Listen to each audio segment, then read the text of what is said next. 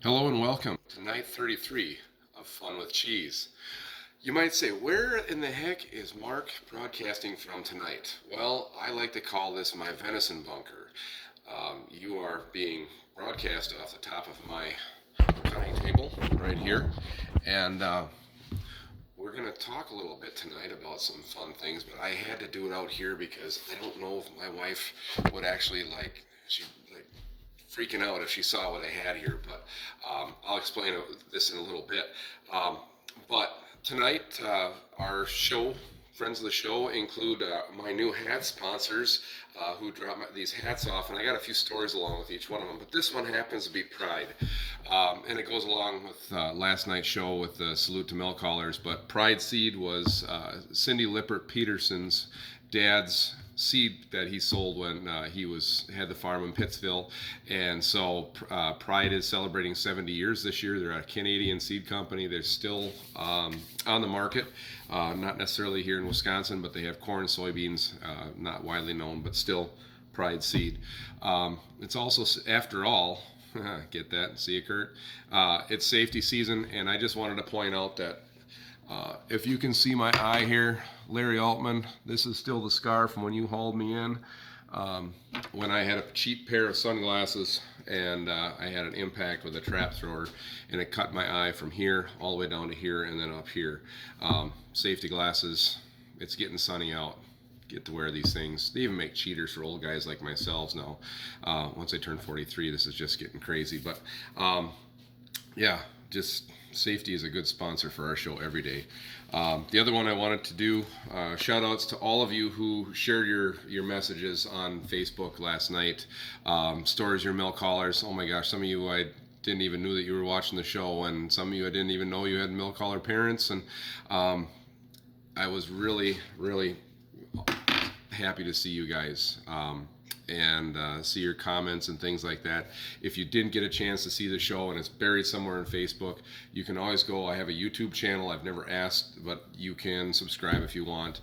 But if you look up my name or you search episodes or Fun with Cheese, you'll find it there. So, but all the other previous shows, because tonight is one of those nights where we have to settle some social awkwardness. Yes, I'm talking to you, Taylor and Judy Haas. We're going to throw down with this thing. See, I had a ding-dong dash. I did not buy this thing. There was a ding-dong dash. I had a bag of these and a tray of this dropped off at my door. So I feel obliged to talk about it. And so we talked about the cheese board, and we talked about the cheese platter, things like that, fancy names where you might go to a big restaurant and they have a cheese platter. Okay, you go to a Lutheran potluck, you go to a wedding, you go to a shower, you go to any sort of social function in the Knoyer Haas household, anywhere in central Wisconsin, this product here is what you're going to see. And it might be vertical, okay? It might be in a circle, but this is a cheese tray. And this cheese tray has some rules to it. So the first rule is this. Number one, this piece right here, the Gouda, which we talked about when you Gouda be kidding me, is saved for the eldest person in the room who loves cheese. If you take it, you'll be ridiculed by the entire shower that is there. Little word to the wise. If you bring the cheese tray, you're also going to pick up, what shape is this? That's right, a wheel. We actually have it cut into a longhorn right now, but a wheel of Gouda. Cut it into 8 pieces and stick that thing right in the center here. So anybody who wants the Gouda can have the Gouda, including you, Judy Haas. Yes. So now that we've dispelled the issue of the Gouda, we have to talk about the guys on the outside here. So we're going to talk about the whites first. Our whites, if you remember back, if we have a young cheese, it has holes in it. And this one right here on the bottom has the holes in it. And that's our friend from Monterey, California, Dave Jack, Monterey Jack right here. Okay? We get to the top here, another white cheese. Gosh, what is that? I don't know. Okay, there's no holes in it. It means that it's compressed. It's old. It's aged cheddar. Okay? White aged cheddar. Okay? On the sides here, we have 2 yellows. Okay? The 2 yellows, we look for curdiness And curdiness generally goes with very young cheese. And Colby, remember, is not that cheese that likes to get that aged. So this is our Colby on this side. This guy over here has more cracks in it. It's about 3 to 6 months old. Okay, that's our mild cheddar. Now, these guys in the center, this is where it gets crazy. Bibbidi, bobbidi, bacon cheese right there. Okay, it's a processed cheese with bacon included in it. Bibbidi, bobbidi, bacon. Up here, what's the other one with meat in it? That's salami. Okay, so they grind up little salami pieces and they put that in there and incorporate that. What's this one over here that has like little specks and stuff? That's taco cheese. Goes really good on a cracker. And then this is our white and yellow friend. Remember him? Kojak Marble with Monterey Jack and Colby together. Goes right there. Now, we haven't talked about this guy here, but he is a Central Wisconsin favorite as well. They make him at Dairy State. He is called caraway cheddar. Okay?